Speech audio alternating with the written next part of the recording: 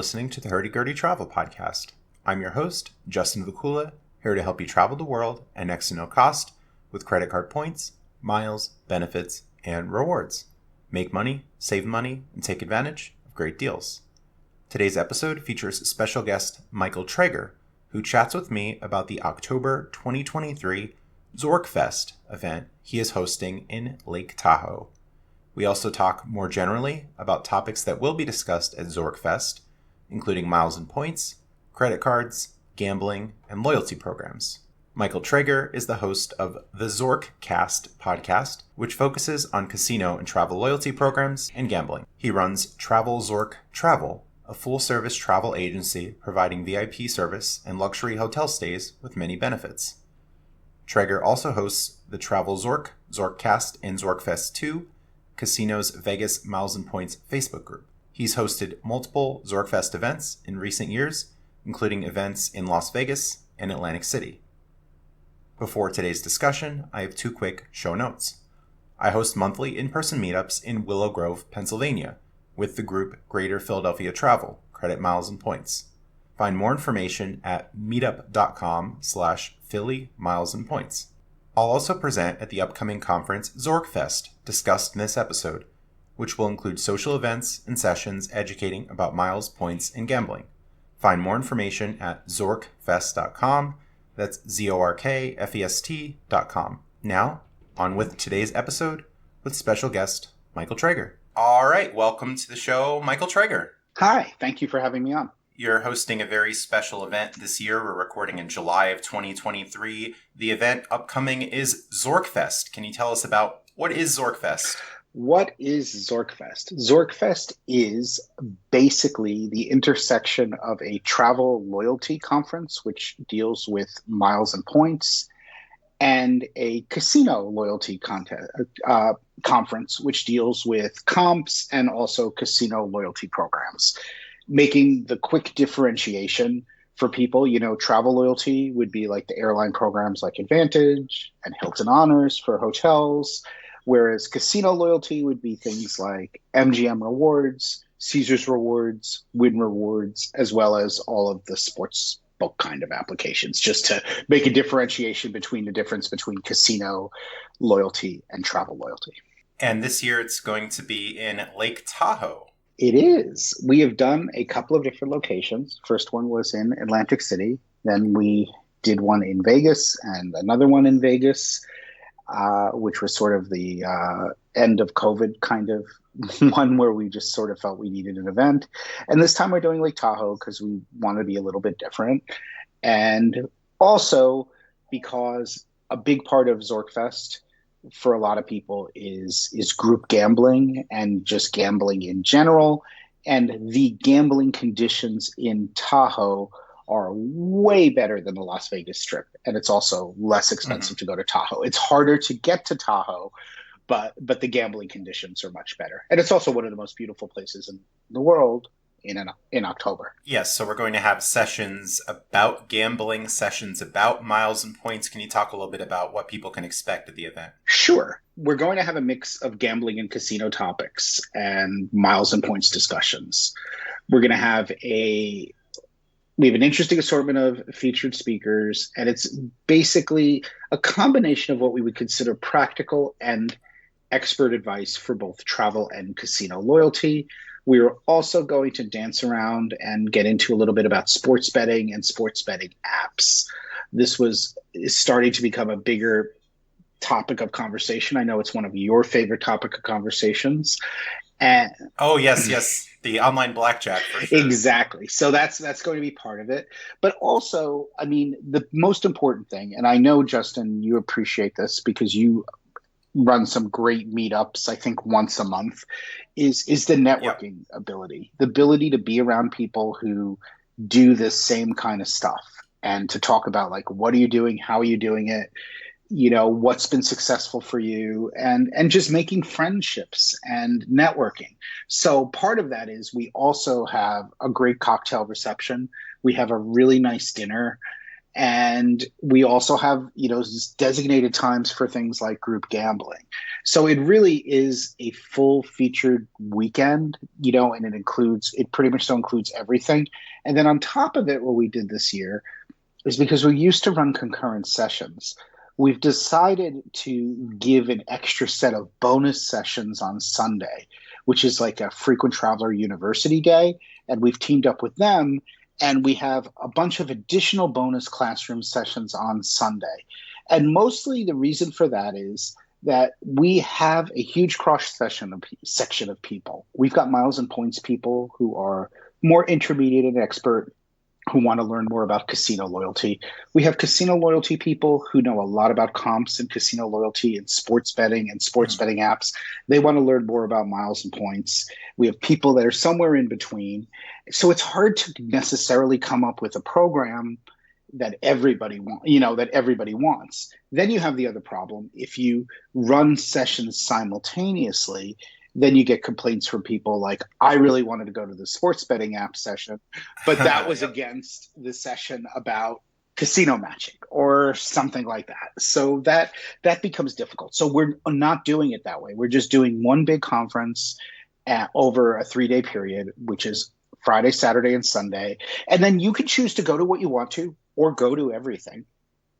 We're starting at 11 a.m. on Friday, 11 a.m. on Saturday, and 10 a.m. on Sunday. So there's no waking up early in the morning. We're actually doing stuff at night so people can gamble late and do that. We do have some things early in the morning. We have our coffee dice session, but that's not that's an extra supplemental session. So it's really nice. It's spread over a couple of days. You can pick what you want. We also have a mixology class, which is super cool in the middle of it. And we have probably one of the top, he's definitely in the top 3, Nevada historians, casino historians, casino in Vegas historians. And he is awesome. And his name is Dr. David Schwartz from UNLV, otherwise known as Dr. Dave. So that's really, really, so we're also integrating some of the history into what we're doing, and the history of Nevada gaming and things like that. So it's really a multifaceted kind of day. And I'm super excited for Dr. Dave because he's the guy who wrote Grandissimo, which is the first emperor of Las Vegas, all about Jay Sarno, Roll the Bones, the history of gambling.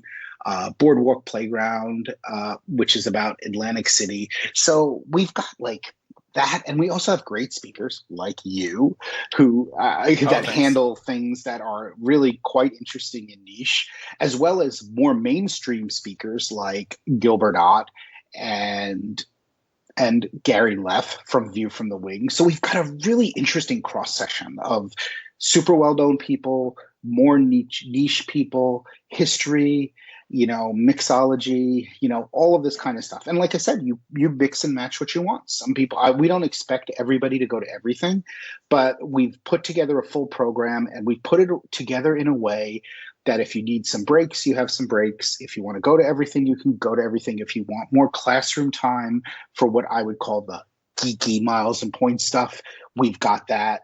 If you want more time to socialize and gamble, you've got that. And you've got beautiful Lake Tahoe, as well as a really nice dinner and a really nice cocktail reception. That's actually, right now, it's an iconic suite venue at the property. So I think we've done, a pretty good job. At least you can't please everyone, but I think we've done that. And I can't emphasize enough. And no early starts.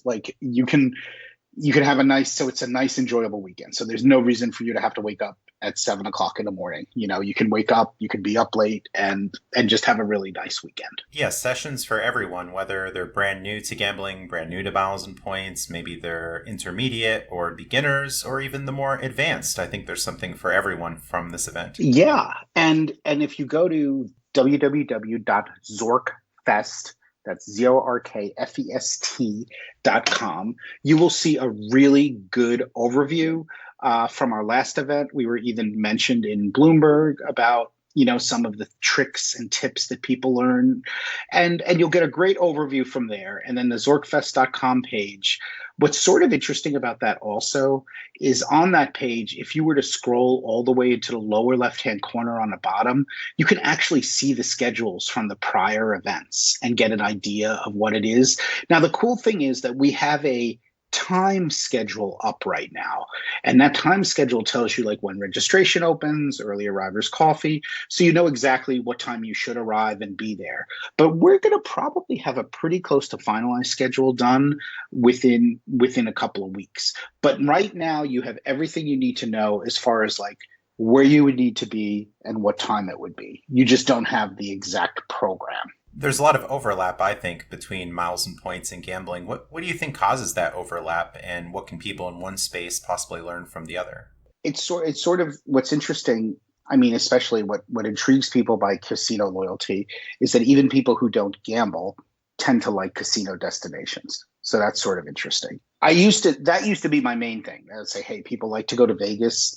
And if you're into travel loyalty, there are ways to leverage that travel loyalty to help you with, in Vegas with casino loyalty, things on a very, high level, things like, matching Hyatt status to MGM status and waiving resort fees. That saves you a lot of money. That I thought was sort of, that was the way it was for a while. But now I think all the rules have sort of changed with the ubiquitousness of all of these sports betting apps and all of these other potential situations where you can, more easily create casino status, how sports books have tie-ins with land casinos, and also how a lot of people who are fundamentally, quote, not big gamblers, like people who wouldn't go to a casino to play blackjack or slot machines, still are really interested in sports betting and will sports bet, So I think the whole thing has blown up now, like even more so, because if you go back even a few years ago, you had sports betting truly in a handful of states.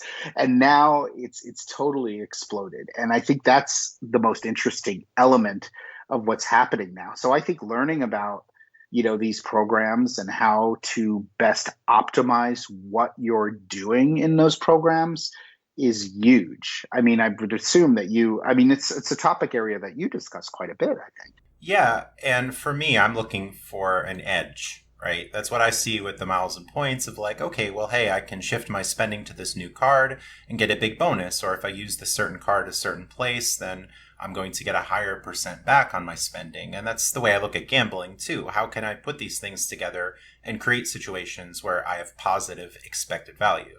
As we were saying before the show, even for those who won't ever reach that situation where they have positive expected value, they will have more positive value than they would have had without learning these techniques. Is that a good way to say it? So they'll still have a better, have a better situation. It's just like, when people say to me, like, I've got no time for travel rewards. I have no time to pay attention to it.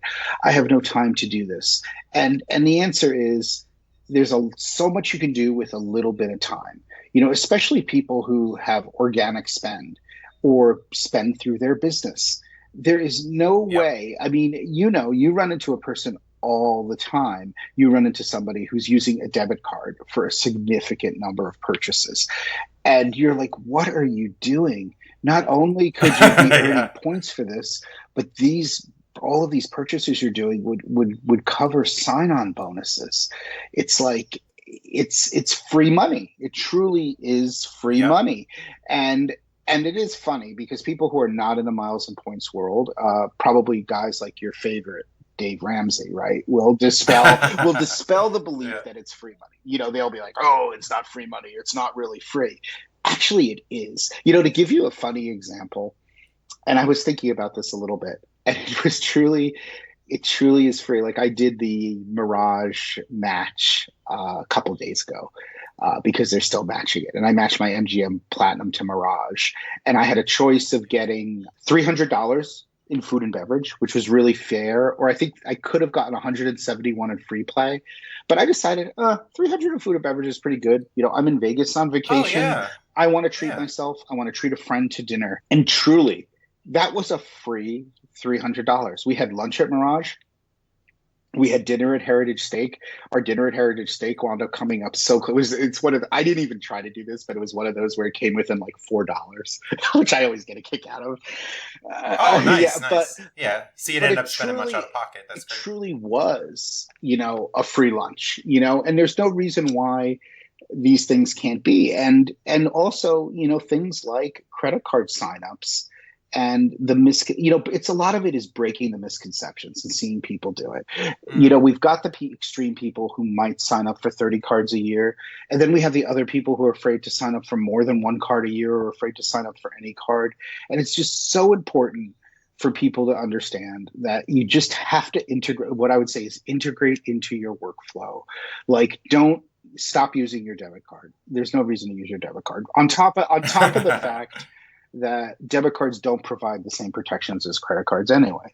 So it's not really smart. It's not, why would you want to take money directly out of your account when you can wait 30 days to pay it and float it? Even if you're like, why would you want to do that? Like, why, what's the reasoning? And you know what? Everything in life, and I know you've covered this a lot and done the Dave Ramsey stuff, which I laugh at because he's such a wackadoodle. Everything in life comes down to discipline. But you know what? Yeah. It's not just credit cards.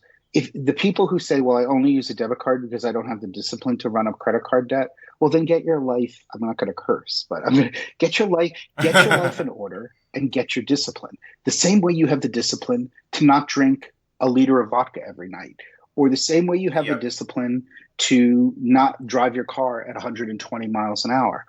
You need to find it. That I don't find that to be a good excuse. You know what I mean? Like, if you don't have discipline, then figure out a way to get the discipline. But there's no reason why, you should be punishing yourself with paying cash or paying with a debit card because you don't have the discipline. Why don't you work on the discipline? Not work on finding a mechanism to avoid having to work on a discipline. Does that make sense? I don't know. To me, that seems the way you should do it. Oh, for sure. Yeah. And some people who might really, really lack that discipline, maybe the game isn't for them. But for Dave Ramsey to make it seem like everybody's going to be overspending, everyone's getting into debt, everybody's irresponsible, you can't beat the system. It's all false. And even if only a certain percentage of people can beat the system, well, why not do it, right? So even if you're not all in, even if you're not doing everything I'm doing, and there are people out there doing more than I'm doing in this miles and points game and gambling, whatever it is, it's okay as long as you're doing something and trying to improve your situation. I think that's laudable rather than just saying things like, oh, it's too much. Oh, I don't have the time. All this, like, surely there's some time, especially if you're just watching Netflix or mindlessly scrolling through Facebook or some other things that people do that they realize, but then they don't try to learn something new. Exactly. And you need to find your balance. But yeah, writing something off. I think some people write things off just because they're lazy to do it, or they want to be excuse oriented. But everything in life is like that. Investments are like that. Your career development is like that. You need to put time into things. I love, one of my biggest hobbies is cooking. You got to put time into that too. Like, to learn how to do, to learn how to do things properly, you got to put time into it. It just doesn't happen, right? You just don't walk into a kitchen and know how to make a perfect béarnaise sauce.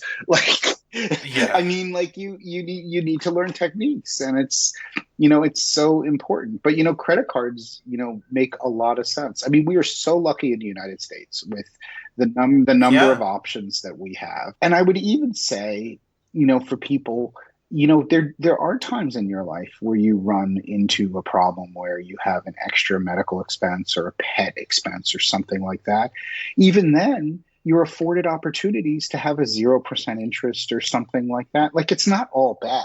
Like, it's not, if used properly. I mean, there are legitimate things. Like, I looked at, I have a dog I'm very, very fond of. He got Mr. Leo. He got very, very sick. He had cancer and then had a horrible reaction to it. You know what? He's been with me for over 12 years. He's 14 years old. He has recovered miraculously. It's been an absolute miracle. But it was very expensive to take care of him. And I used a 0% credit card offer to basically extend it for more than a year to pay for it. But that doesn't make, does that make me a bad user of credit? It was an unexpected expense, and I had a choice to let my dog die or do this. We can argue about whether it makes sense to spend money on pets. That's a personal decision, but there's like things come up in reasonable people's lives. I wasn't out buying expensive purses or expensive shoes or something like that. So there's a reasonableness, but I do agree with you. It's, it's blanket statements that are always going to doom us. Things like, oh, you shouldn't worry about how many comps you get, or people who ridicule casino gaming. Well, you always lose. Well, it's not totally true. But that's the same kind of thing. That's the same kind of thing with the Dave Ramsey, where he says, like, never use a credit card. Debt's bad. Credit card's evil. Always gonna lose. And then you have people who say, oh, when we're in a casino, you're gonna lose. Well, actually, the world has changed a lot. There are advantage play slots. They're not easy. I mean, some of them are really tough, but they are there, and you aren't. And hey, we had teams where we worked casino promotions and other stuff. I mean, there are ways to win. They are not easy, and it won't happen all the time, but there are ways. But nothing disturbs me more when people, just put like blanket statements out there. It's like, okay, well, not true. Right. Yeah, they really haven't considered it at a deeper level, or haven't been exposed to the information in many cases. And to go back to something you said about the whole trade-offs, that's a misconception too. People say, oh, well, it takes time. Oh, it takes effort. But yes, everything is going to take effort. But if I can try to quantify it as an hourly thing, oh, look, I walked into Mirage, I went to the Players Club, I showed them my other players card. So maybe that was like a 5-minute process. And then I was able to get the $100, the $300 food comp, whatever it was. So trading like 5 minutes of my time for a $100 comp, I think, is an incredible proposition. Absolutely. Exactly. And I know the goal is, in some of those situations, the goal is to get you to be a new first-time player. And I wasn't ready to be a new first-time player there. I might be ready at some time to come back. And that also comes into another one of my kind of like ZorkFest kind of things. I still think doing no play is way better than doing a little bit of play, because I think it's, if I am going to come back and do that. But I think now, between you and me, I do think that one of the most important things to learn when it comes to any offer that's an outsized offer like this is don't think it'll be there tomorrow. Like I said on this trip, I had it on my list of things I wanted to do, because I said, this is too good to be true. It's going to disappear eventually. And it is. Yep. And I just know people who come and they're like, well, it's my June trip, but I think I'm going to be back in August in Vegas. I'll do it in August. It's like, no. Oh, no. It's like, don't. It was funny because one of the most lucrative ones was the win status match. And there was I got into that. Limited amount of weeks. Yep. And it was limited. And if I had a dime for every person that contacted me, do you think they'll extend it? And I said, actually, I don't. This is a really good deal, and you should do it. I know people who were in Vegas and they were just too lazy to do it because they thought, oh, they'll extend it. And I'm like, why would you do that? I mean, like, it's funny, I say that to people all the time. Like, don't assume. And I always think it's so funny when people say, like, if I say to you, Justin, do you think they're going to extend it? What does Justin's opinion really logically mean with that? Unless you work for Win loyalty or Win marketing, how does your opinion? And honestly, even if your opinion is 80% good, there's a 20% chance it won't be good. It's just, I have this like funny logic and reasoning thing when people ask things and I see it on message boards sometimes, and I'm like, and what does their answer like? So if 5 people on a post give you an answer and 4 of them are one way, that doesn't necessarily mean that that's the way it is. It's mostly their opinion, It's just there are some things like deals that we see every few weeks. So it's like, they're probably going to do it again. But I think the mantra in the hobby is make hay while the sun shines. This thing can go away. Your method of maybe liquidating prepaid cards can go away. Maybe that sign-up bonus will go away when they say it's a limited offer, right? There could be some FOMO, but for the deals that are really out there and are very high, then yeah, why not do it shortly before the thing possibly goes downhill? And we're currently seeing that with some of the status matching going on, where MGM isn't honoring certain statuses. There was a big fallout with Caesars and Wyndham earlier this year where people weren't allowed to rematch or their status was dropping. There's all kinds of drama. So I say, well, I'm glad I got in when I did. I got the benefits then rather than just relying on it being forever. Right. Well, look at Resorts World now.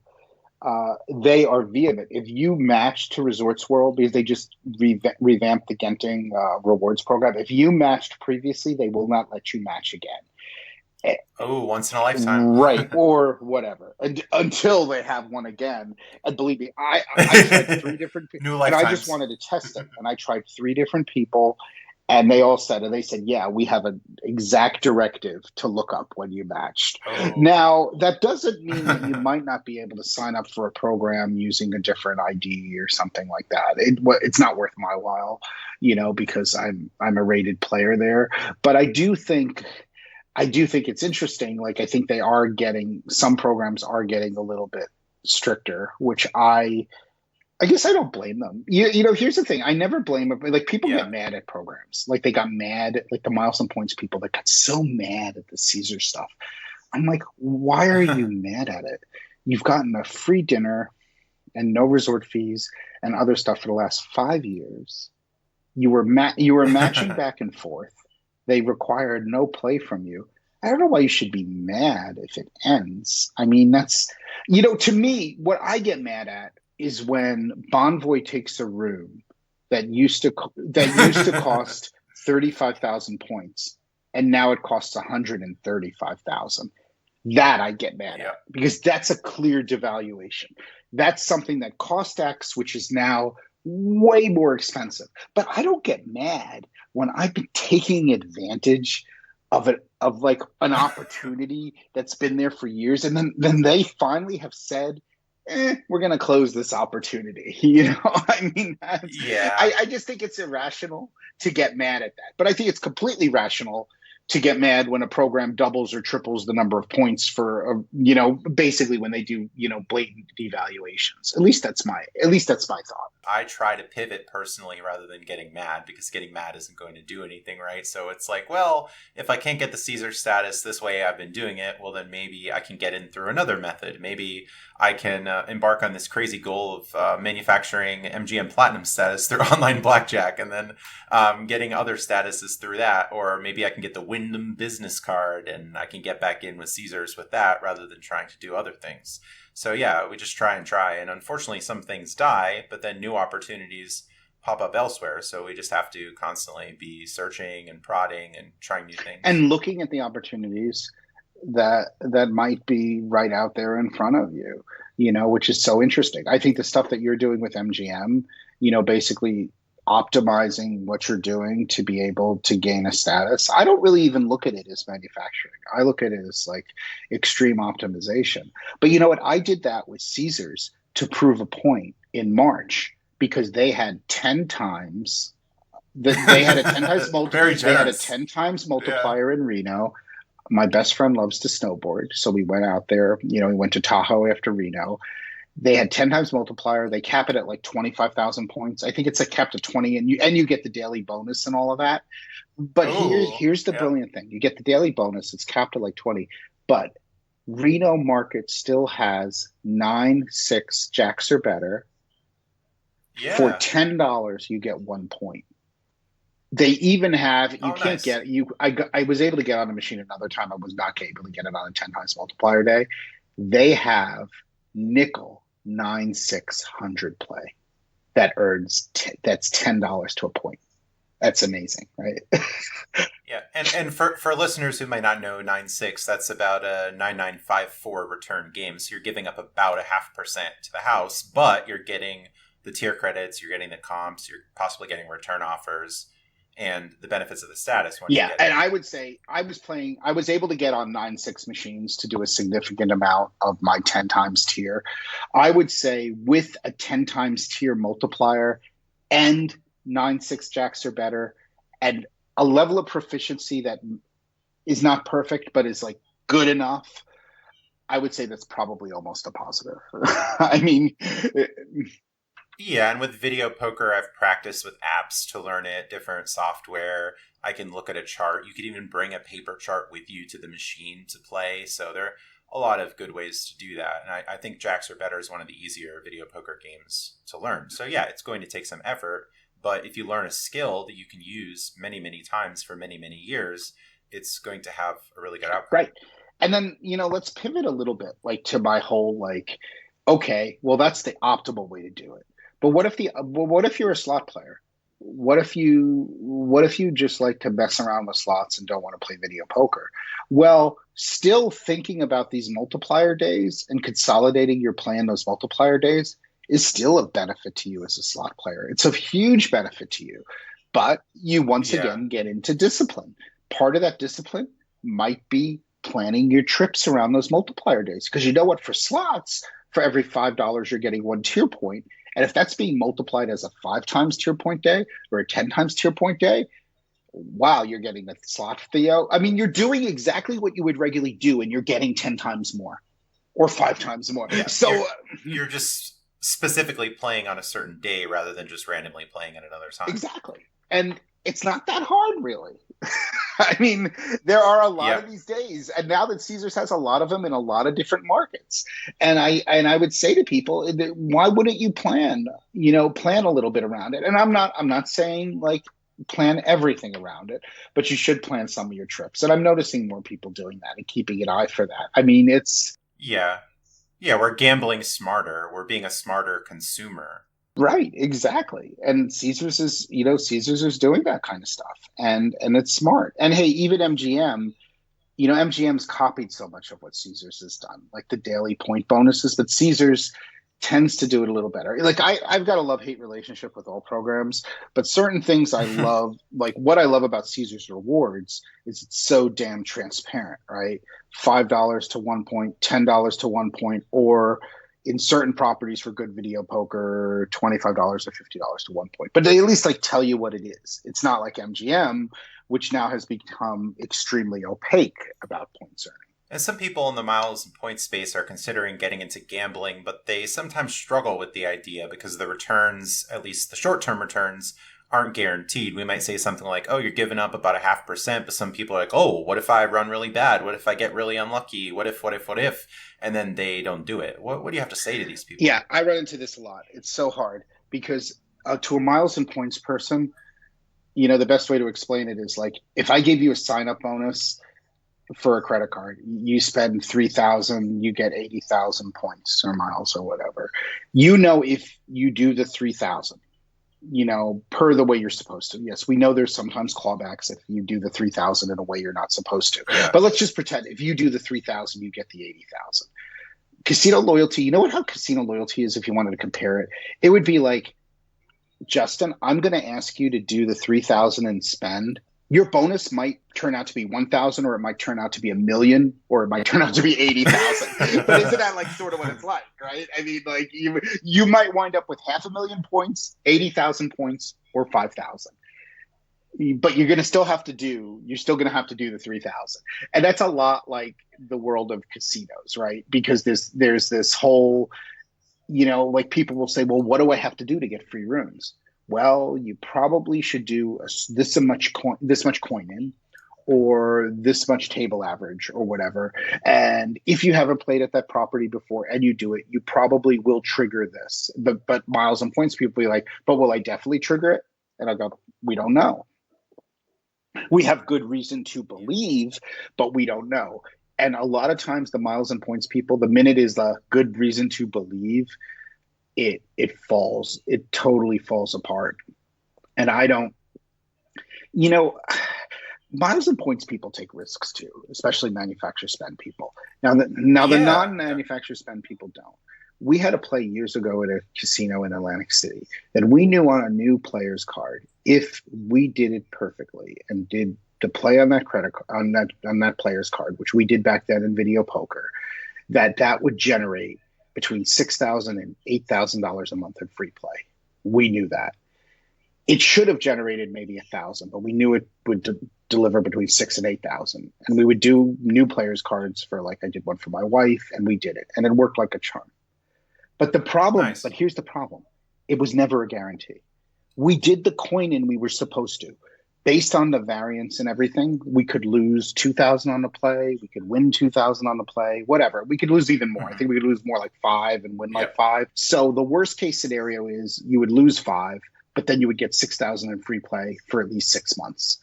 But there was always the risk when you went to do this play with a new player on a player's card and you did it, there was always a risk they changed the algorithm and they were no longer doing it. You had there's never was a contractual guarantee. Like if you spend 3,000, you get 80,000 Chase Ultimate Reward points. And that's the tricky part of casino stuff. But that's also what sort of makes casino stuff more valuable and more fun, right? Because so I would say to people, there are a lot of things that we talk about and you will learn, and things like consolidating your bankroll into minimal day, the least number of days, consolidating your play into a property. I mean, I'm amazed sometimes, maybe the debit card equivalent of casino loyalty. I'm amazed sometimes that people are like, oh, I'm not a big gambler. Well, what do you bring? Oh, I bring $1,500 with me. I'm like, well, that's a decent amount of money to bring for the weekend. Oh, how do you play with it? Well, I went up and down every casino in the strip and played $100. It's like, okay, I guess you don't really like getting free room offers. I mean, that's, and I get it. Maybe you don't have to play the entire bankroll in one afternoon in one casino. I understand that might be a little bit of a downer, but you also don't want to do the other extreme where you don't care, or even worse. Oh, and I played at most of these places without a card. I didn't want to bother. So you might as well get at least something back rather than nothing. It's like I'm at supermarkets using grocery rewards. I had a $20 off reward I used today and paid like 38 cents for groceries, and the person behind me, cashier, said, oh, do you have a phone number you'd like to use? Oh, no thanks, I don't shop here that much. It's like, okay, well, that's interesting. I just see those things so often in stores, so that's kind of the equivalent of playing without a player's card, unless people like really, really, really want the privacy, or they don't want others to know they're there, or they don't want mail to come in, or like I hear some of this. But yeah, why not? If you're going to be playing slots, table games, whatever, why not get the player's card? And I also find most of those excuses, like the privacy excuses, we don't have any privacy in this country, right? So I mean, when you're like, you're really like, I'm like, you really are that set. You're really that moved by the tracking of you at Kroger or ShopRite. I'm like, I had a critic on Facebook was like, you're just selling your identity, you're selling your information. And I said, like, look, if I wasn't doing all the miles and points stuff, like, there are still agencies monitoring me in some way. Like, how do I get out of it? Like, am I going to have to be a man on a mountain with no cell phone and like planting my own food? Like, I'm not about to do that. So why not take advantage of these loyalty programs? If they're looking to get information from us, then why can't we profit from that? Exactly. Well, that's the best point that you make there. I mean, it's a give and a take. You're giving up some of your information, but I see the outsized value that you're getting from things. That's the give and the take there. These people who are like, I want to be off the grid. I don't want anything that I do tracked. Okay, but you are going to have like no benefits from anything, right? I mean, so you don't want to be tracked. That means you're going to have no money invested in investments. You're going to have no form of payment other than cash. You're going to have, like, think how much you're giving up in so many different ways. And then even then, like you say, you probably are being tracked in some way. So like you're going to all of this effort. It's sort of, it's not really the most rational thinking. Like, I get it. There are times that you want to be smart, or times that you pay for something or don't put on a credit card because you don't want something there, or whatever. I get it. And hey, there's also times where using cash might get you a special discount or something there. I mean, I don't think there's any one rule, but I do think overall it's much safer to, it's much safer to use credit, and it's much safer to use those payment forms and reap the benefits from them. And there's no reason not to. And I guess I don't know how much you get into it before, but you do a lot of different things with like whether cashback makes sense or not in a certain instance and that. And I think that's another thing people have to look at. I know one of the things that miles and points people do, which is a little tough, is they'll say, I took this flight and it's worth $15,000. And I'm like, it's not really worth $15,000 because you wouldn't pay $15,000, but it probably is worth. It's definitely it's worth more than very little, but it's not worth 15,000. So that's a And it was probably very nice. yeah. I mean, well, because the whole problem is, and I did this recently on a podcast. People often are comparing like the one way full fare, and people do buy that because I do a lot of at Travels or Travel. I do a lot of consortia programs and that kind of stuff. I mean, that's the other thing too. Like with credit cards, a lot of this stuff, it's not a simple routine. Like look at the Amex bonuses. You've got up to 200,000 miles as a bonus. The first year is a no-brainer. Doing the sign up bonus for 200,000 is a no-brainer. But will you want to pay for that Amex Platinum renewal the next year? There are a lot of things to think about, but the first year is a no-brainer. And what I always say to people, first year, definitely. And I've had people go into it and they're like, oh, but what am I going to do the second year? I'm like, why don't you just do the first year? and worry about it when you get to the second year. Like, why is that necessary to worry about? Yeah, and you're not locked into it because I usually talk about, well, you have option to not pay that second annual fee and cancel the card. You have downgrade options. Perhaps they give you retention offers. So yeah, we see it's a huge win in year one. And usually for people just starting out, I'm not recommending the $695 annual fee. I had a friend, though, who really, really, really, really wanted the airport lounges. And I told him, well, this is a big burden to take on. I'm just letting you know that. And he was still cool with it anyway. So that was good. But for most people, I'm just usually recommending the lower annual fee or even sometimes no annual fee cards to start out, as some people get intimidated by that. No, absolutely. And there are times when the annual fees make sense. And those sign-up bonuses are so outsized. They're amazing. So, I mean, it's great. But this is a lot of what we talk about at ZorkFest, as well as having a really good social event. I know you were at the last ZorkFest, and our social events are super fun, enjoyable, the cocktail reception, the dinner.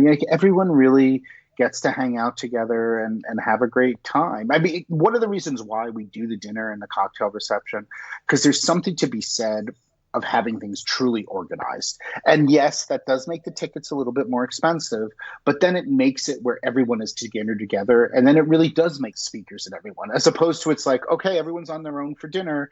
Then it sort of like scatters everyone. And I really want to bring people together. I don't really want to scatter everybody or have people have the thought of like saying like, oh my God, I need to speak to my 3 friends and plan where we're going to dinner. Like, why should you have to do? It's nice to go into a weekend where there's a bunch of stuff. And when you look at the overall schedule, when we're going to have group gambling, when we're going to have, I'm not a huge fan of slot pulls. I think they're funny. I know a lot of people enjoy them. Matt Bridger does a great job running them. You don't have to do everything, but it's there. Hey, some people just like to hang out and drink and watch the slot pull because that's enjoyable. And if you don't know what a slot pull is, we also explain that. So, I mean, that's, and like I say, just reach out. Travel Zork, I think, has a really, really nice Facebook group, the ZorkCast, which is sort of like the name from my podcast. We have a really nice Facebook group. We answer all kinds of questions for people, with regard to the event. Obviously, it's really nice that you've been at the event before, so you have a pretty good idea of what to tell people. We've done it a lot of times before. I've yet to hear one person who didn't have a great time. I've heard a few people who will say, hey, some people have always learned something and they've always had a great time. Some of the more advanced people are like, oh, I would have loved more time on this, but I understand why you can't have more time on this because there are 2 people in the country that are interested in it. Oh, well, that's what the receptions are for, right? Like I had people coming up to me talking about the nitty gritty of money orders and manufacturing spend and gift card reselling and a lot of these topics that I really like. I could talk about for a long time. Exactly. Yeah, maybe we're not going to be on stage and talk about the more niche things all the time at a greater thing. But yeah, you get the in-person discussion that you're not often going to get online because it's a free-flowing conversation. People are generally more open with information in person at a special event rather than allegedly spilling the beans online, or it's just difficult to have that conversation. So it's something to be said about that social interaction where you're easily getting a return on your money if you're learning something from this event and you're able to turn that into profit. And yes, making the friends, as you said, making those connections. And also, this is a casino with excellent video poker that gives 10 points to $1 with excellent cocktail service. So you can make friends and hang out at the bar tops or hang out on the casino and talk manufactured spend and other stuff. And also pretty much so be drinking for the cost of the gambling and whatever, Yeah. and that's just not that stuff, like getting cappuccinos, getting things like that, getting hot chocolates and all of that. So that's what's really cool too. You've got a very approachable casino. On top of it, you're in Lake Tahoe. You have one of the most beautiful country around you, one of the most beautiful lakes in the entire world. If you want to hike, if you want to just take a walk, if you want to get a breath of fresh air, if you want to walk, we're at Harris Harvey's. That's right next to Hard Rock. That's also right next to Bally's. You can walk to. There's so much cool stuff in Lake Tahoe, and there's just so much nice outdoors stuff, which I think is a little unusual. Like, you've got October, you've got beautiful weather, you're in the mountains. So we've got all this casino stuff, but if you want to spend a couple hours outside, the outdoors is there. Or if you wanted to extend before or after and do more outside stuff, I mean, Oh yeah. I mean, I think that's great. That's also great for people who bring what we call in the biz, I guess, P2s, player two. Yep. It's great. Yep. We also have a player two program. So what we did on Saturday is we have a sign up, and that includes the dinner, cocktail reception, and a full day tour of Lake Tahoe with a stop for lunch. Oh, cool. So if you wanted to bring a spouse or your kids, they would have a full day touring Lake Tahoe in like a luxury Sprinter van. So I think that's pretty cool too. Yeah. So which we're really trying to do, because honestly, one of the things I want is, if you do have a partner or someone that you want to come with you and they're not into this, it is cool for them to come to the dinner and the cocktail reception and then like have a full day out on Lake Tahoe. Personally, I'm going to be going to Vegas before, so I'll spend a few days in Las Vegas and then go from Las Vegas to Tahoe. So I'll get to use my free nights with the My Vegas games. Maybe I'll have some other offers I can use. I have my Win Slots rooms I can use if I want to do that. And I could even use my celebration dinner at Lake Tahoe as well from the Caesar status. So there are a lot of tie-ins here that are pretty good for that location. Yeah, no, absolutely. And this is not, you are not the first person who told me they're going to Vegas before or after. So, which is, and also Yes. there's Reno too. Don't Reno's actually been cleaned up quite a bit, and that's a great place to spend before and after also, if you want a few extra days. Yeah, it was like my trip to Hawaii in the past. It's like, well, if I'm flying out to Hawaii, I might as well stop at Vegas. It's right on the way. Absolutely. No, this is great. Well, thank you. I mean, I hope I've answered a lot of questions, because honestly, it's a Oh, great, yeah. I mean, I would love to, here's the marketing. Just trust us. Come. I mean, but in a lot of ways, from a lot of people who've come up to me, they're like, that really is what it is. Like, they will get value out of this, and also it's a really nice vacation, so I mean, I would strongly suggest to people, if you have a week's vacation, Lake Tahoe is relatively inexpensive. It's beautiful. You would not be bored being there for the week, and it's going to be beautiful weather in October. It's great. This winter was a disaster. Not a disaster. It was great for skiers and snowboarders, but they got about 800 inches of snow. I mean, like, yeah. Wow. So I mean, Tahoe. Also, I do put information on the website. A lot of people are confused, like, how do I get to Tahoe? I explain the airports on the ticket page. You can go to Reno, you can go to Sacramento, you can go to San Francisco. Reno's the closest drive, then Sacramento, then San Francisco. All of them are extremely drivable, depending. Like, I know some people, especially from the East Coast, they want a nonstop flight. So you are going to more likely find a nonstop flight to Sacramento than you are to Reno. So it's tough to do. And we also do that stuff at Zork Travel, which is like the retail travel arm of Zork. And I made an offer out there also on the ticket page that we will help anyone for free who needs help with airfare. So regularly, if we book airfare for people, we charge fees. I basically said, we'll waive any of that if you need help with airfare. So don't panic it. It's not that bad. It's just different. Like, the West Coast people love it. Like, Austin has a nonstop, even like Midwest. Like, Austin has a nonstop to Reno. Seattle has nonstop. San Francisco has nonstop. All these places, like Salt Lake City, has a nonstop. I think Minneapolis has a nonstop to Reno. So all those people are like, oh, this is no problem. It's just a nonstop. Whereas all the people on the East Coast, I say it's a lot like, there are cities like Palm Springs and Reno that are just not very accessible from the East Coast without a stop. I'm sorry. I apologize. I wish it was different, but there's just not enough traffic to have nonstop flights to Reno. So you have to often take a connection. But then again, a lot of times people take a connection to Vegas anyway because they want the cheaper fare. So, Yep. Yep. And I think over time, it's just going to be in different locations anyway. So, okay, yeah, you might not like the location this time around, but maybe it'll be at MGM National Harbor. Maybe it'll be back in Atlantic City, and it'll be easier for you if you're on the East Coast. Who knows where Travel Zork might be in the future? exactly. So that's, but I think we've covered it all. And like I said, people have questions, reach out. I answer questions right away, and anyone in our team does. Ticket sales are live? Ticket sales are live. If you go to ZorkFest.com, you can then, from ZorkFest.com, you can do the thing to buy tickets. The other thing is we really got strict about this. The early bird special is due to end on July 15th. We are not doing discount codes or anything like that because they're just, we feel we've got the popularity and we don't want to make pricing. We don't want people upset they didn't get the best price. But I'm going to make one caveat. FTU is like a sponsor, and we're doing a day of Frequent Traveler University. We're doing that.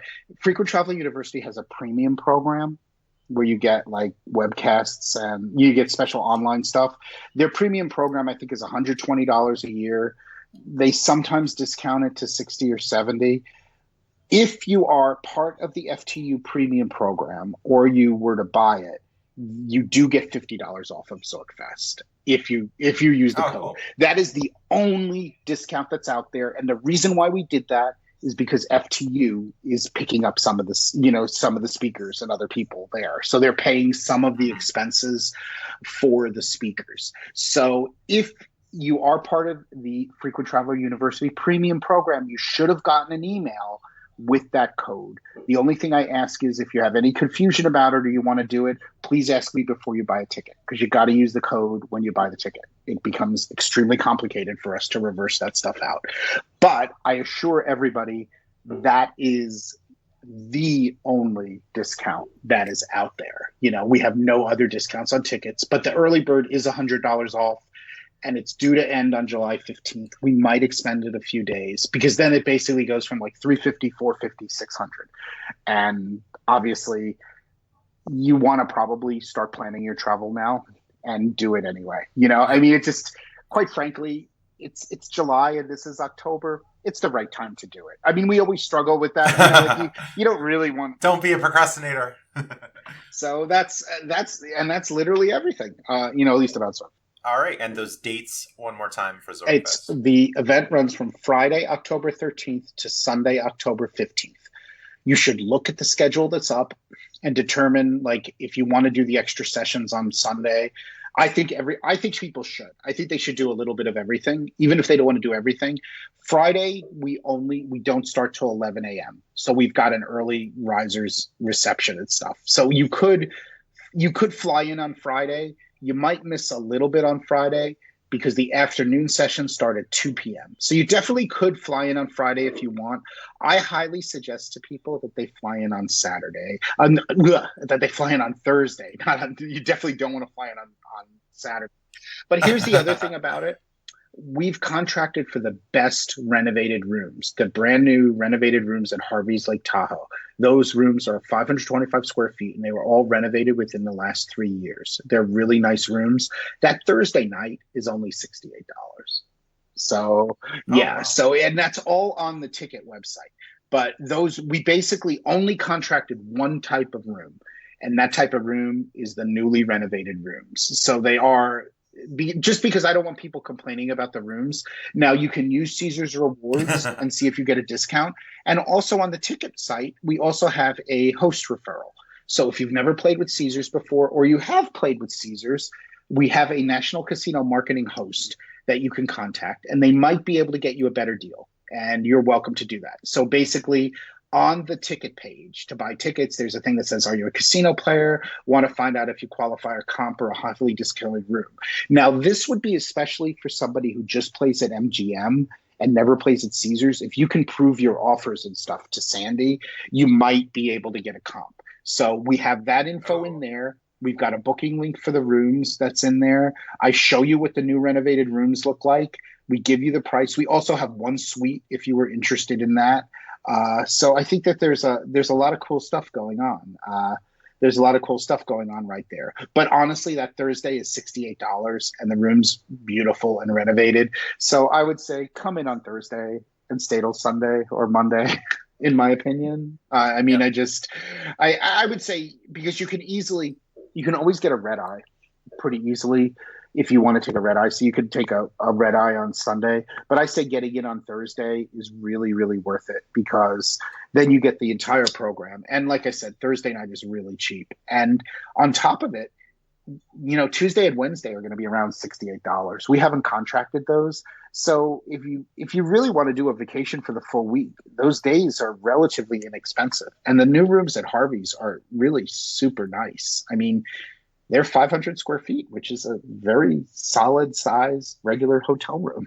525. Yeah, I'll be extending as well for the days after ZorkFest because I looked at my Caesars calendar and I was able to use my Caesars rewards or comps.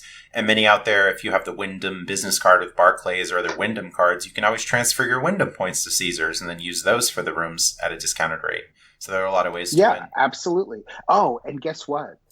Last time I was in Tahoe, and I can't guarantee this is working again, even if you were regular Diamond, you were getting the Starbucks and drink voucher. You were getting a Starbucks voucher, a separate Starbucks voucher a day, and 3 drink coupons. All right, cool. Yeah, I got that before with Diamond Plus in Vegas, but if they're more lenient out there, they were, and then Diamond. I became, because I did the 10 nights multiplier, I became Diamond Plus. So that's sort of it. But the way they did it there was sort of interesting. They gave you 3 drink coupons and 1 coupon for Starbucks.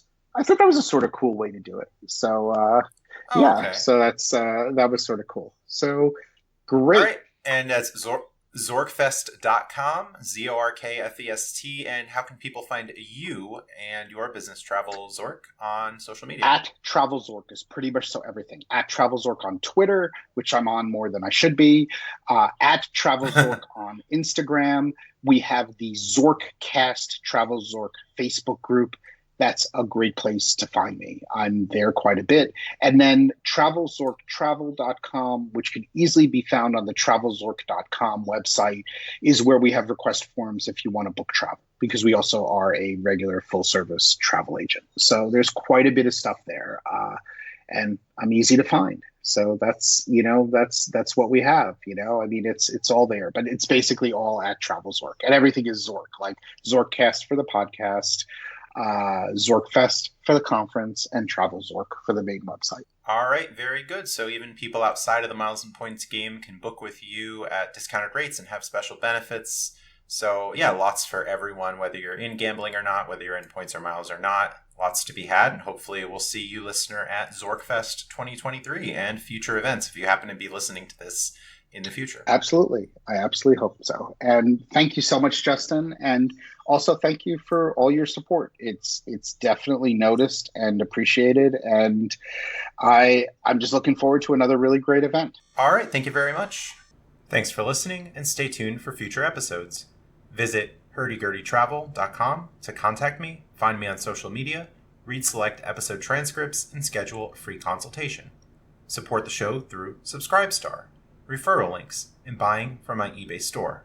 Find this show on many podcast platforms and YouTube, where you can find bonus videos. Supporting me on Subscribestar will give you special perks, including a custom podcast episode, questions answered by upcoming guests, and monthly private one-on-one conversations, delving into more advanced topics I don't openly discuss at length in podcast episodes. Visit meetup.com/Philly Miles and Points to learn about Greater Philadelphia travel, credit miles and points meetups I host in Willow Grove, Pennsylvania. I hope to see you in person at a future event. Find a link in the show notes. I'll also present at the upcoming conference ZorkFest, which will include social events and sessions educating about miles, points, and gambling. Find more information at ZorkFest.com, that's ZorkFest.com, and stay tuned for an upcoming episode with the event host, Michael Trager, who will chat with me about the event taking place in Lake Tahoe on October 13th, 14th, and 15th, 2023. Listen to my other podcast, the Stoic Solutions Podcast, found at stoicsolutionspodcast.com. My podcast guests and I offer practical wisdom for everyday life, inspired by the ancient tradition of Stoic philosophy from Greece and Rome. Thanks for listening. Have a great day.